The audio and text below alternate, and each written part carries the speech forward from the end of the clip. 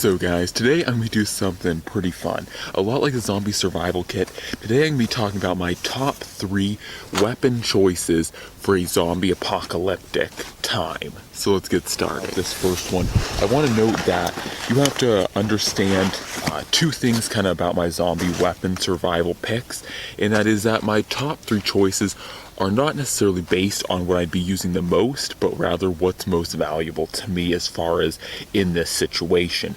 Also, what you have to realize is my style of how I would go about in a zombie survival situation. And so the first thing is, or how I would go about this, my style, I would tend to emulate more like how I do on video games, and that is to be more of a scavenger, because I don't really think in a zombie situation there's going to be much of an agricultural growing of like tomatoes in a big farm. I think you're primarily going to have to scavenge them. And so what this means for the zombie apocalypse person is that lightweight, speed, the mobility are very important. So with my particular setup here, technically I could actually carry it all on this gear slinger, but most importantly I could carry it all on my person without any fancy backpack or without any fancy accoutrements per se. It could all be on me, keeping it really high speed, low drag. So the first part is, I totally forgot to get it out, but the first part to me and the most important piece is going to be a handgun. Now this is a Glock 21, and I think the Glock 21 is probably the most important piece because in particular, I don't intend to use it at all. I try and not use it. And in video games, this is how I am very similar. One, because guns are very loud, and loud guns tend to attract zombies. But what I would carry the handgun for is if I ever found myself encircled with zombies, or if I ever found myself in a position where I needed to quickly get out, and I just needed to go. And so, like I said, if I found myself encircled by zombies, I could use the handgun, and I would have 3 mags with me to shoot a hole essentially in the wall and bolt. Like, you know, if there was a wall of zombies, I would shoot a handful of zombies and run. And that's essentially this. So if I ever found myself in a tight situation, or if things got really bad, you know, and all of a sudden I turn around and the corridor is filled with zombies, that is when I would use the handgun to take down a few zombies, not a gigantic amount of zombies. And once again, I'm not waging war with this. This is only an escape mechanism essentially for me. And once again, that's because I kind of want to be like a ninja in zombie survival situation. To run in, grab what I need, and then run out really fast before they even know that I was there. And I think this is really the best way, because when you get involved in a lot of fighting, that's going to take a lot of resources, a lot of energy, and a lot of time. And not to mention that it can also alert other zombies and other people to your position. So I'm not a big fan of getting into brawls.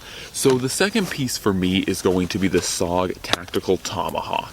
And this is going to be the workhorse of my theoretical weapons. And the reason why is not so much because it's a good attack tool, but because it has this spike. So with this spike, I can use this spike for breaking into locks, breaking into wooden crates, breaking into, you know, windows, houses, doors, whatever. I can break into a lot with this particular tool. And that is going to be the big thing, because once again, I see myself more as trying to run in, grab something, run out before anyone realizes I was even there. I kind of want to be the ninja. Plus, extra tactical points, you can also throw this at zombies for that awesome death shot if you want to be stupid. Once again though, don't throw your tomahawks because that's a stupid idea. Don't ever disarm yourself. But that is my my second choice, and like I said, really the workhorse of the gear is because I can break down stuff, I can break into stuff, I can do what I need as a scavenger with this tool. And not only that, it is also a very lightweight, high-speed, low-drag kind of tool. So then the next piece here, and this is more for daily operations and such is a good knife. Now this one is the Pull Force Prepper 1, and this one is not super, it doesn't scream tactical like some of the people that I've seen do this video. They have like the most screaming tactical knives, and that's cool. If you want to do that, like, totally go ahead. But for me, this is more of a knife that if I ever needed it in a tactical situation, this will do the trick. This can be pulled out, and I can definitely use this as a tactical knife, especially how I would carry this. As you can see, I'm running the Scout style on the belt, so definitely this would be a theoretical tactical knife if I ever needed it that way. But really what I see this as is, you know, the game processor, the processor, you know, you need something at the end of the day. You know, you can have all these cool guns and battle axes, but at the end of the day, what you might find pretty silly is if you can't open a cardboard box, or if you can't open a tin can, you know, you can't get food, you can't get water. So, you know, there has to be that one practical tool that, you know, while it's not screaming tactical, you know, kill all the zombies, it's still a very practical tool for opening the cans, opening the cardboard boxes, you know, doing the more real life tasks that are going to be day to day.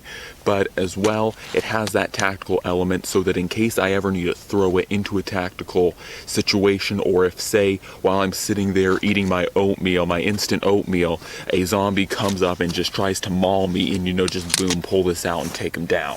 So that is that. And of course, this is a pretty non-serious video.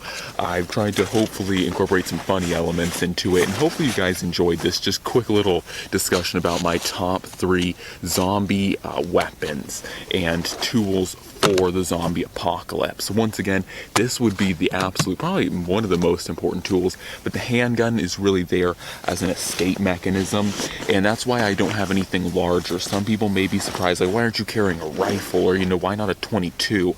Because in my particular style, I'm not planning to sit there and pick them off. I'm planning to run in, you know, grab what I need, take down a zombie if I have to with the tomahawk, and leave fast. And if I ever get cornered, that's when the handgun would come in.